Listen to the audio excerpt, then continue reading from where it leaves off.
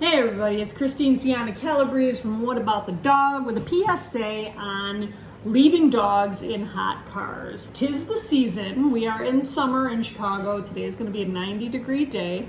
So I thought this would be a good time, albeit a little late in the season, to make this video reminding people why it is not a good idea, to say the least, to leave your dog in a hot car.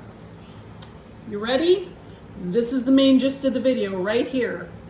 Dogs do not sweat. Yes, you heard me correctly. They might perspire. They do perspire very minimally through the pads in their paws, but they do not sweat. A lot of people don't know that. This is why every year thousands of dogs and children die from heat stroke from being left in hot cars. Okay? So you need to know that. So it's kind of like the equivalent of taking a human being and wrapping us up in saran wrap and then putting a fur coat on us. But we still don't. We still have that sweating mechanisms that dogs don't. That's why they pant. There is a myth, according to polls that were done with people that have done this. People are under the impression that if you crack the car window, that magically dissipates the heat. It does not. It does not. So cracking the window doesn't help. Parking the car in shade only helps minimally. But the fact is that the temperature inside a car can raise up to 2 degrees per minute. So regardless of what's going on outside, if you're cozy outside and you're like, oh, it's like 70, 75, that is not what's happening inside that car, okay? So you need to be aware of that. If you stumble upon a dog that is trapped in a car, like say in a restaurant parking lot or a shopping center, this is where it usually happens. It's just beyond me. I'm sorry, but we want to send people to the moon or to Mars. We want to do all this great stuff, but we have to explain to people still why we shouldn't leave animals and children in a metal box on a 100-degree day. I don't think we're quite ready for that leap yet. I think we need to, kind of get back to common sense first. But that's just my 2 cents on that. So if you find an animal in distress, I need you to do these couple of things. Number 1, I need you to call 911. I need you to call 911, call the police before you go looking for the owners of the car, because that could take a while. It could also take a while for the police officers to show up. It is illegal in Illinois under the Humane Care of Animals Act to leave a dog in a hot car. Not all officers are aware of that, unfortunately. I've had this experience myself.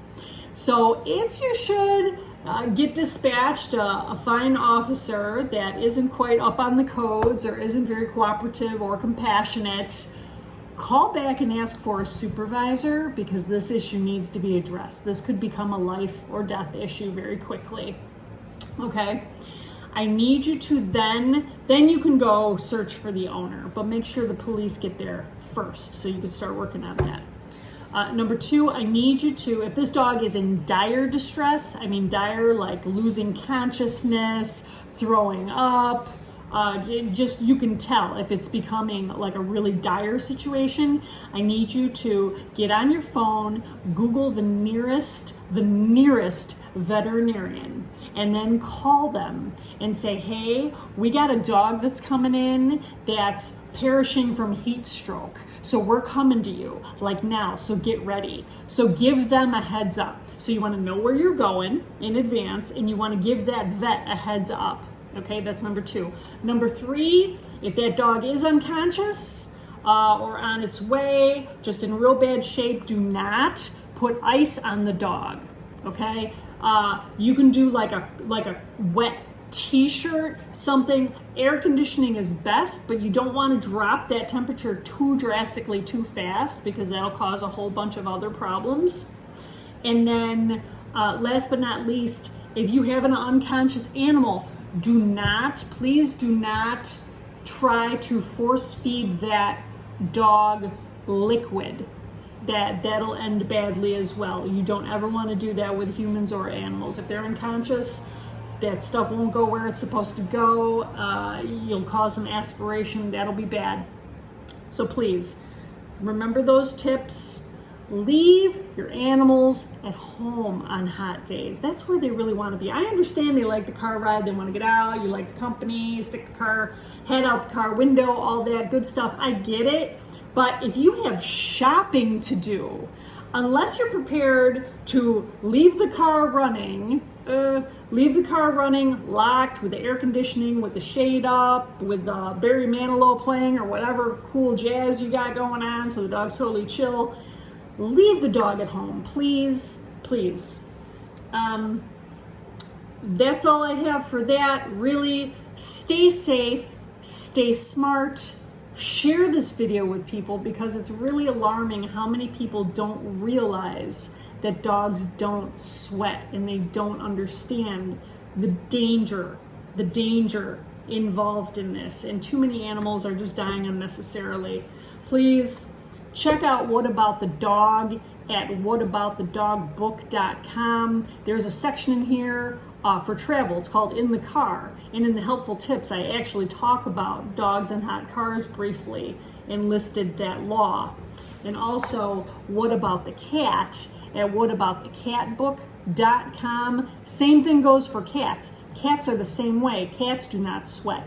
Cats don't really go out for joyrides so much, but if they're like, say, going to a vet visit or something, and then you want to make a stop on the way home, same rules apply, and I address that in that book as well. Okay, so just please leave them at home. Everyone will be happier in the end. Okay? All right, thank you. Talk to you soon.